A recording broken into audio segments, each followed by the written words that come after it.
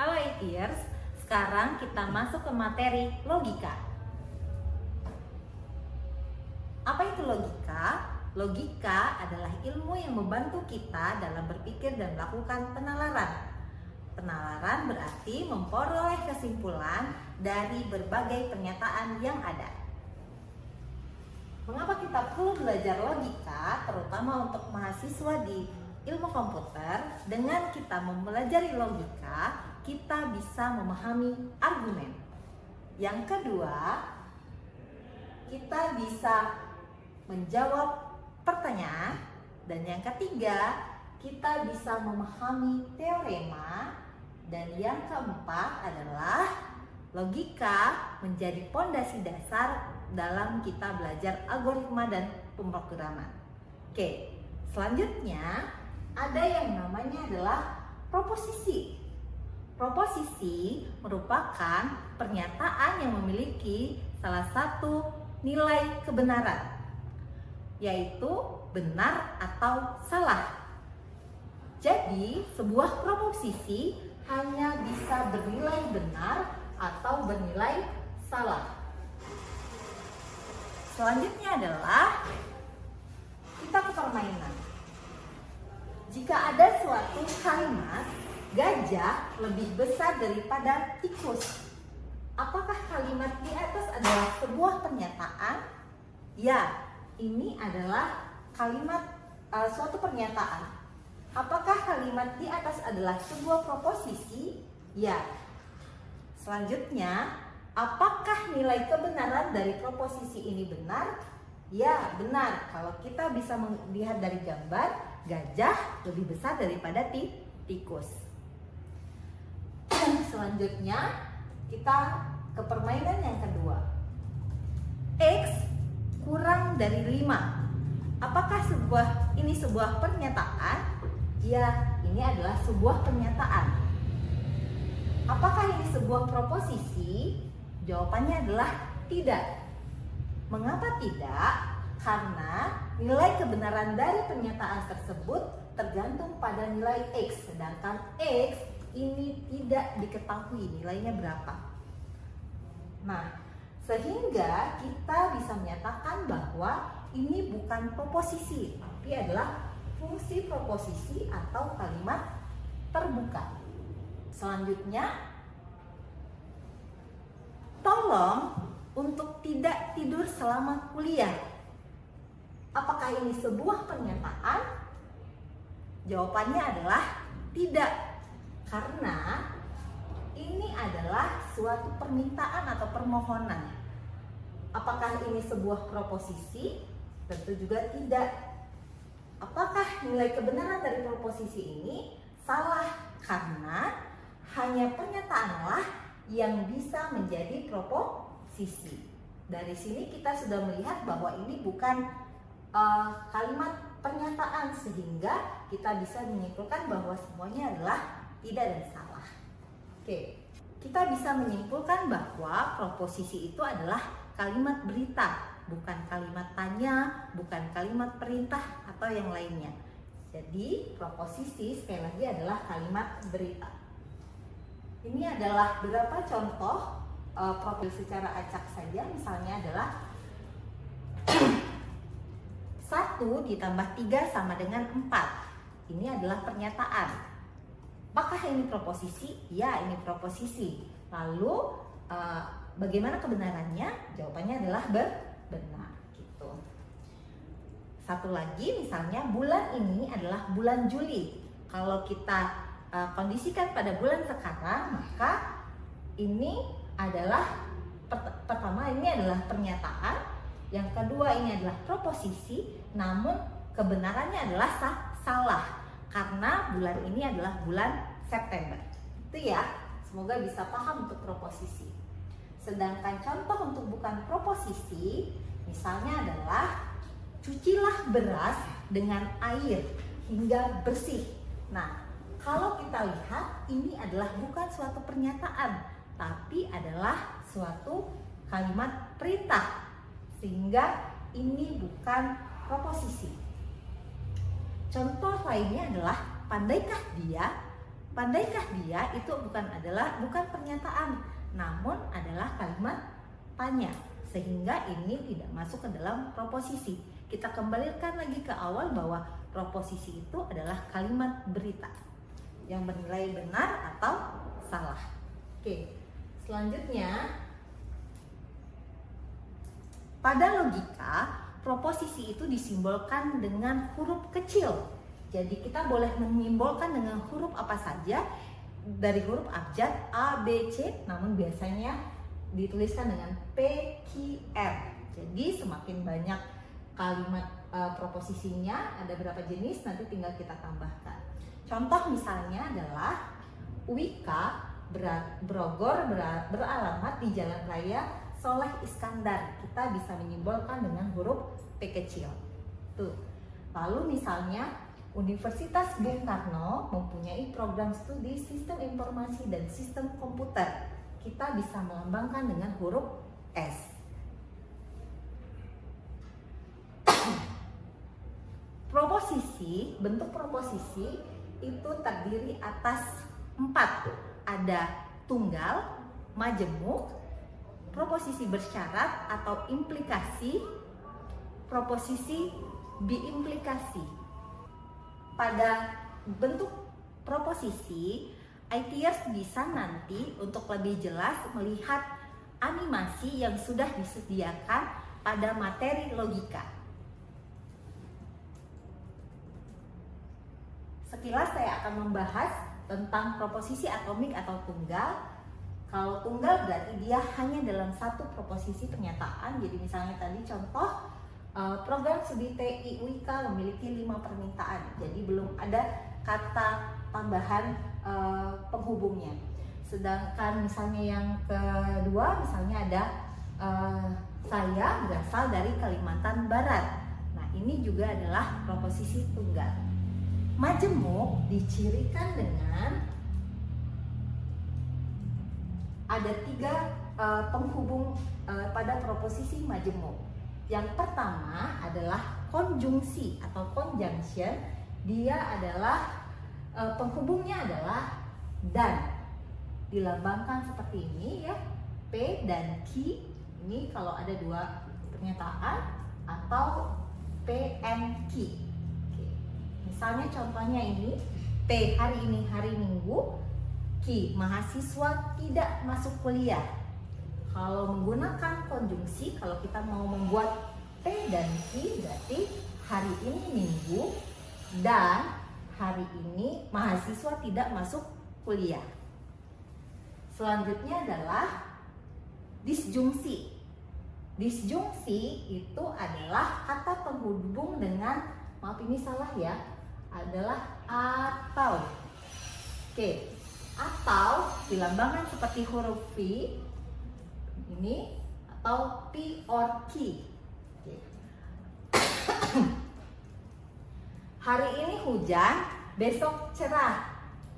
P atau Q berarti hari ini hujan atau, jadi ini adalah kalimat penghubungnya. Besok cerah. Itu adalah atau. Lalu yang ketiga adalah ingkaran atau negasi, atau nama lainnya adalah negation. Itu adalah dilambangkan seperti ini. Ini ya, ini adalah negasi P atau ingkaran P. Jadi kalau kita menuliskan hari ini mahasiswa baru masuk kuliah, maka negasi itu adalah hari ini mahasiswa baru tidak masuk kuliah. Ini adalah negasi. Jadi ada 3 proposisi majemuk. Tadi adalah konjungsi, dan yang kedua adalah disjungsi atau, dan yang ketiga adalah ingkaran atau negasi. Untuk menentukan nilai kebenaran proposisi majemuk, kita bisa menggunakan tabel kebenaran. Jadi berdasarkan nilai kebenaran dari masing-masing proposisi. Oke.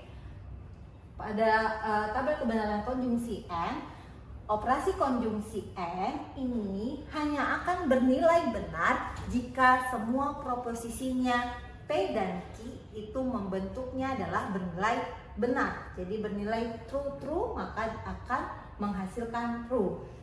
Selebihnya adalah salah ketika tidak terpenuhi kedua-duanya. Oke, selanjutnya adalah disjungsi.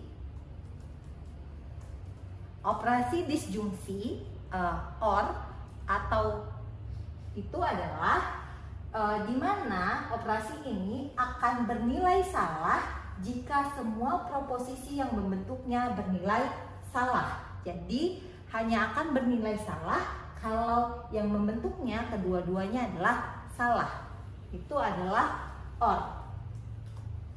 Sedangkan negasi itu adalah operasi ingkaran untuk sebuah pernyataan. Jika pernyataannya benar, maka negasinya bernilai salah. Jika pada proposisinya adalah salah, maka dia bernilai benar.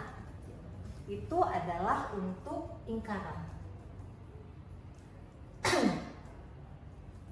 Lalu ada yang namanya tautologi.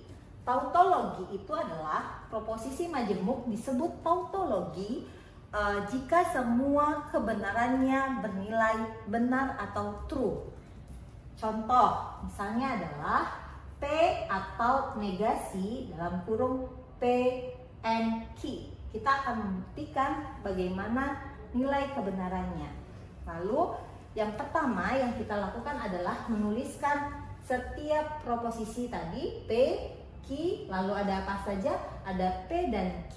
Kemudian kita buat ini setelah P dan Q ada negasi di sini, berarti kita tambahkan negasi P dan Q. Lalu selanjutnya adalah kita buat keseluruhannya P atau negasi P dan Q. Oke. Ini kita tuliskan seperti biasa, true, true, false, false, dikombinasikan semuanya P dan Q, lalu nanti tadi misalnya P dan Q, true dan true, maka jawabannya adalah true dan seterusnya. Nah, ketika hasil akhirnya nanti bernilai true semua, maka ini kita bisa namakan adalah proposisi majemuk ini tautologi karena bernilai benar semua.